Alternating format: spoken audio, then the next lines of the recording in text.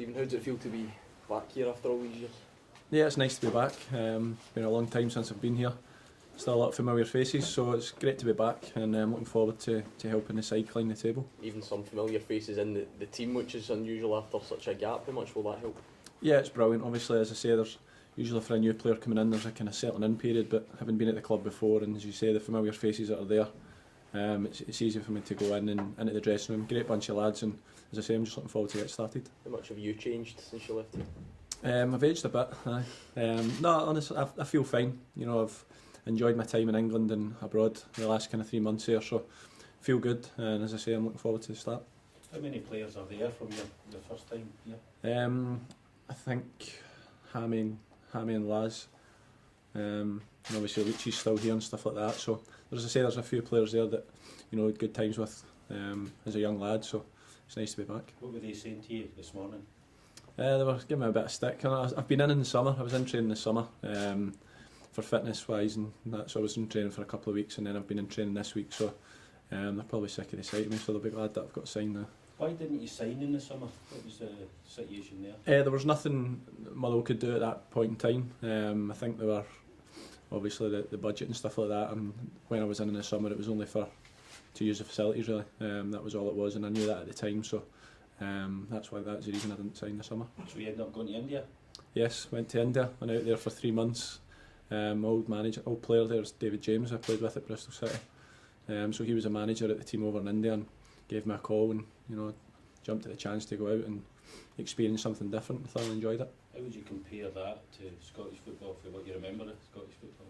Well, it's slightly different obviously, that it's not as frenetic and the tempo's not as high given the heat and the humidity. But the standard was good. Thoroughly enjoyed my time there, and it was good for me because I managed to play 17 games there in kind of 10-week period, so it was good for the fitness as well. The prospect of facing another of your old teams straight away as well, that make it a bit extra special for you in your return? Yeah, it's always nice to go back. As I say, I've never played against Celtic since I left, so it'll be nice to go back to Celtic Park. But I'm representing Motherwell. I'm here to win for Motherwell, and that's my main concern going into the game. How close were you to joining Dundee, and why didn't that deal go through? I didn't have any contact for anybody from Dundee whatsoever, so I don't know where that stories came from. So, rumour mill. What do you? I mean, obviously, when you were at Motherwell, that was a pivotal time in your career. How influential was it in defining you as a player? Well, it was massive, as you say. I came here as a young boy, and this is where I made my name. I've had great memories here. Thoroughly enjoyed my football. And as I say, it was a great club to be at. At the time, there was a lot of young players given the opportunity, like myself, to go on and show what they can do, and it was great. So in that respect, I couldn't thank Motherwell enough for giving me opportunity at the time. Now, it's been quite a different experience out in India. Huge crowds out there. So how does the atmosphere playing in India compare with the atmosphere playing back here? Yeah, as you say, the crowds are massive. It was something I wasn't aware of before going out. I wasn't sure the kind of attendances you were going to get out there. But yeah, the crowds were fantastic. I think we had the kind of average highest attendance over there, which was brilliant. So it was great to play in front of those fans as well. They love their football and they're very passionate about it. And it's the same back here. It's great to be back, and I'm looking forward to getting started. Is there anything else out there that took you by surprise when you arrived?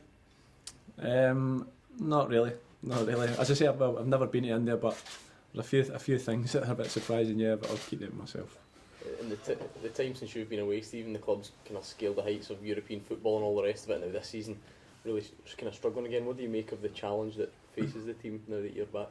Well, obviously, it was, as you say, they've had a successful kind of 2 or 3 years, where, as you say, playing in Europe and finish second in the league. So it's always going to be difficult to maintain that, given the budget and everything that the club have. So I think they've done superbly well, and if we can get back to anything like that, then that'll be great for the fans as well. In terms of the new managers made yoga compulsory here now, India being the country that gave the world yoga, does that give you a bit of a head start? Well, I'm not as flexible as I used to be, so the yoga will do me a world of good, I'm sure. So as I say, I'm all for that. I think it's good. Anything that can help you improve is good. What sort of things did you learn from Indian football specifically? Well, I learned a few Indian phrases, if that's what you want to know. Can you share them with us? No, I can't. No, as I say, it was a great experience. I mean, I went out there kind of not wanting to expect, to be honest with you. You know, it's the first time I ever played abroad like that, so but I thoroughly enjoyed it. I mean, the tempo was good. The Indian players, the standard was a lot better than I thought it would have been going out, with all due respect. And as I say, it was superb, great experience, and one I can look back for with kind of fond memories. Is it something you only planned to go for a few months? It was initially, yeah. I mean, I just went there to get some games, and that was the thing I needed at that stage of my career. And I managed to get a good run on the side. I played every game there. Came back just before Christmas, so I've been back in training with Motherwell this week. So. Were you the only British player in the team? No, we had a few. We had a boy, obviously James McAllister was there. David James was a player manager, and we had a few boys who've played against in England over the years as well that were out there. So it was great. That obviously helped me settle in there as well. As I say, I thoroughly enjoyed it. How would you compare the standard to the Scottish Premiership? Well, I've only kind of watched the Scottish Premiership for the last kind of 6 or 7 years. Let me have a few. And I'll give you my opinion on it. In terms of the Indian Super League, it's had a bit of an investment, isn't it? Some of the finances and stuff. Yeah, they've got the money there, and they've got the population, and I think that's what will make it a big success. I mean, every crowd, every stadium was sold out pretty much. As I say, they're passionate about their football, they love it, so I think it's only going to go from strength to strength over the coming years. Did you come across any big football names while you were there? Yeah, there was a few. There was a few kind of older players out there, I think, who were putting their name behind the franchise. It was the first year, obviously, for the ISL, so a couple of French lads and a few Italian boys out there, so I won't name.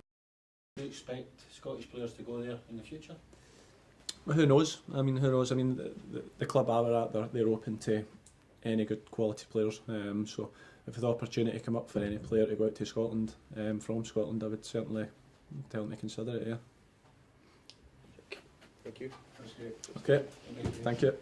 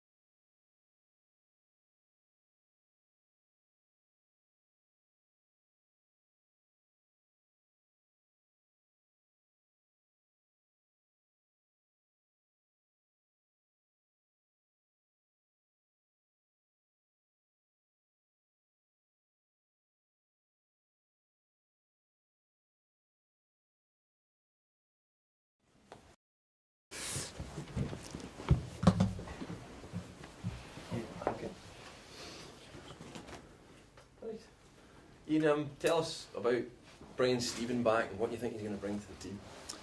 Well, I think his undoubted experience, his qualities that he's still got. He's got good energy, good legs in the midfield there. With the injuries that we've had to contend with, it was a void that was missing from the squad. Somebody to go and break the lines, to go and help the front men. He's got great knowledge of the game, and he's a winner. He's achieved at a good level, highest level. And when it became clear that he was available, a chance to bring him in to train with us, and then bring him into the squad, it was a no-brainer for me, and I'm delighted that he's the first signing. Is he match fit? Could he play tomorrow? Yeah, he's a fit boy. Yeah. He's a fit boy, and he's been playing games, and the temperature at Celtic Park compared to India maybe a little bit different, but no, he's somebody that I've got no problem that if asked to go and start the game, he could go and last. He's done it, and he's obviously spent a successful time at Yeah. Celtic as well. Do you feel that this squad needs experience at the moment? There is experience, Yeah. but there's the experienced ones are injured as well, so that some young players being played, some young lads being brought into the squad, and they need people to be for guidance during certain parts of the game, and Stephen will give us that, and give the young boys that opportunity to be someone that you go and emulate, go and copy, go and be a leader. Yeah. So, in terms of the rest of 13 days left, are you hoping that you might be able to bring in anybody else? yeah, I am. Yeah, I'm working. It seems most of the day you're on the phone making different phone calls. You think one door opens, all of a sudden it closes, and I think it'll start to hot up. Why do you fellas get the all the headlines on deadline day? And because towards the end, squads are pretty much made up. Then people have got their players in they want, and they then suddenly release the players that they want to let out on loan, whether it be a young player to get experience or even more experienced ones that you think, yeah, they could do a job. So if the right person came up for the right price, the right finances, and I think you can go and add to the squad, then there's a chance of going and doing it. This is a suggestion that there might be a swap involving Ian Vigurs and James Dayton. I heard that. Is there anything Yeah. in that? Pure speculation. No, it was from an agent. Would I be interested? And I, it was one of those where leave it with me. So it's come from an agent somewhere, I'm sure. Is Ian's contract up at the end of the season? Ian Vigurs. Yeah. Yes, it is. Yeah. Is it something Yeah. you would kind of consider in terms of, we've seen it in a few situations that you get the opportunity to cash in, so to speak, rather than just losing him or something? Well, he's not fit, and I've not seen him. So why would somebody bring him in for a start? So again, it's a question that can't be answered really till a player's fit. I haven't seen the lad play, and I understand what qualities he could bring if he's fit. And so, do I allow him to go out the building, or do I keep him here for a squad that's struggling with injuries? I know you spoke in the past, about being creative in terms of maybe moving things around in order to bring some in. You found ways of doing that yet? Is it going to be? Well, again, they're ongoing. There's there aren't too many that that I can go on and able to let out to try and generate funds. There's one or two young lads that I've had inquiries about, which is great because the young boys need experience as well. Are they better off playing in our under-20s and being on the bench and being in and around it, or if they get regular games elsewhere? And that's decisions we're making on a daily basis. But when you're as tight with numbers as what we are at the moment, there's very few chances of manoeuvring people around. Can I just clarify, Stephen Pearson's international teams Came through this morning, so he's available in the squad for What tomorrow. about Ross Williams from Morecambe? He's another name that's been linked with. Yeah, we had him for a couple of days, and the type of player that he is, from what I saw in those couple of days, and obviously my knowledge of him down there, it was good of Morecambe to let him come up here, and again something that's still ongoing, and we'll see where we go. Can I ask you how much you look forward to go to Celtic Park? Yeah, for a player, for a manager, for anybody involved in the game, to go to the best stadiums, to go and pit your wits against the bigger clubs is always a challenge, and one that you relish. I think we'll go there with you guys and the pundits, saying that home win is on the cards, but I don't mind being the underdog. I don't mind having a mindset, and the players go there with we'll give it our all, and we'll see what we get from it. And as long as we work hard and we are compact and we work as a unit, as a group together, then I think we'll have chances to go and break and cause them problems. I think ironically this season, with the form being poorer than it has been recently, that the team actually got the first point they had at Celtic Park in ages. This season, does that give kind of food for optimism? Yeah, and you remind the players of that they've played against these players and they've dealt with it, and they've caused problems. And I think it was a late penalty to be a leveller, and you've got to draw on those experiences, those positive experiences. That there's no inferior complex. You're not going on the pitch to be walked over. If you put your shift in and you give your all, who knows what you can achieve. Have you watched the match tape from the previous game against Celtic, the draw at Celtic Park? And is there any strategy you would take from that game? Well, again, I've come in and I try and win every game. It depends how a game goes and the momentum shifts during a game and how your game plan goes ahead. But we've certainly spoken about a couple of ways of going and certain scenarios. That's how I like the players to have the knowledge of certain areas, certain times, and if we go and do that, if the game allows us to go and do that, and we get a foothold in the game, then hopefully we can create a few chances. Celtic are obviously a massive club in Scotland. Do they have a weakness? Have you identified that? Well, I think Hamilton went there and won 1-0, and Ross County recently got a draw against them. They're fighting on a few fronts, so I haven't spoken about players wise what individuals are going to go up against. I think they've got a way of playing.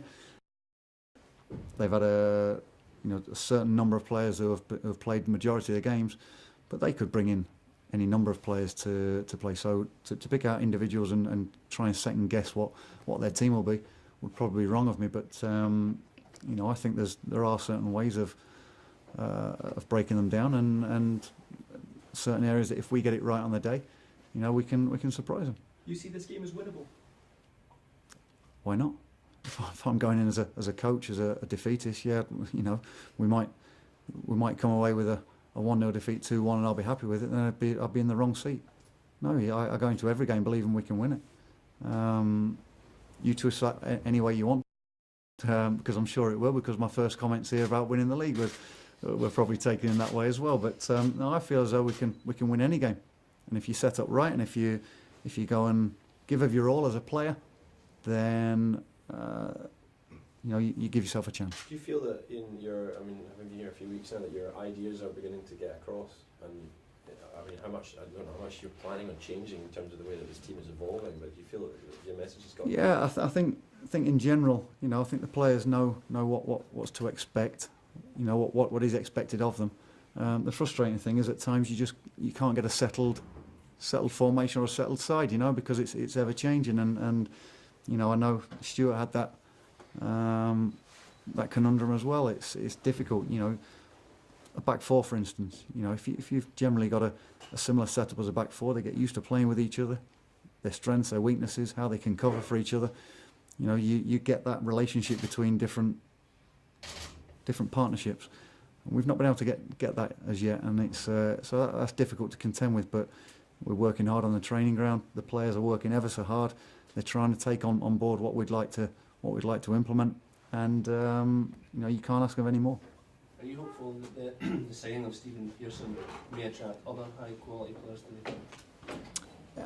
I think if you bring people in like that, it's it does give you a certain amount of credit for as a football club, and that we're a club that should be evolving. We'd like it to evolve, and we want to get better. And it's my remit to try and improve all areas of the football club if possible, and we're trying to do that. if it means that entices better players into the club, at the right times, then so be it. And hopefully, someone who I think is quite high profile in Scotland, to come back to where he was. He says that the club's changed in many ways from when he was here before, which you would expect, and changed for the better. Having a postponed game at the weekend, was that in some ways a blessing in disguise for you? Because it gave you a first chance to spend some time with your players, get the group together. How did you use that time? Yeah, and it did in that respect, but again, you have to go and contend with all factors, and the weather's a factor as well. So getting the right area, we've made of it what we can, and we've tried to prepare in it the best way as possible, and I think that goes the same for everybody.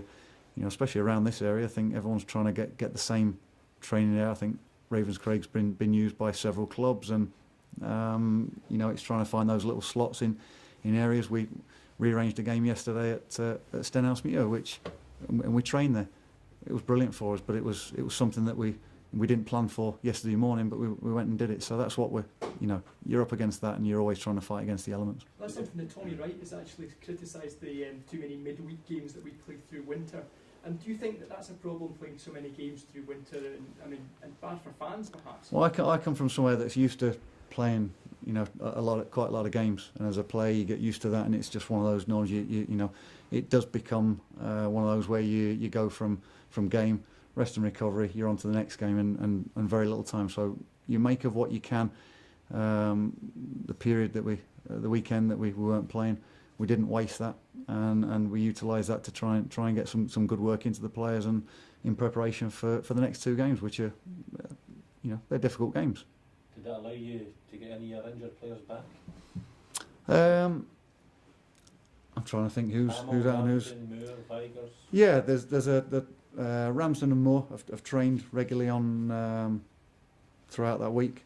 Hammy has trained the last couple of days. Vigors has not trained. So Hamill, Ramsden and Moore are in contention for tomorrow?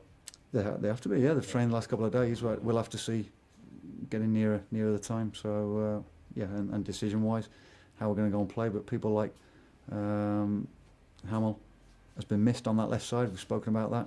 Craig Moore, I haven't seen him play competitively, but his energy is infectious to everybody. So, you want as many players of that ilk to be at your disposal.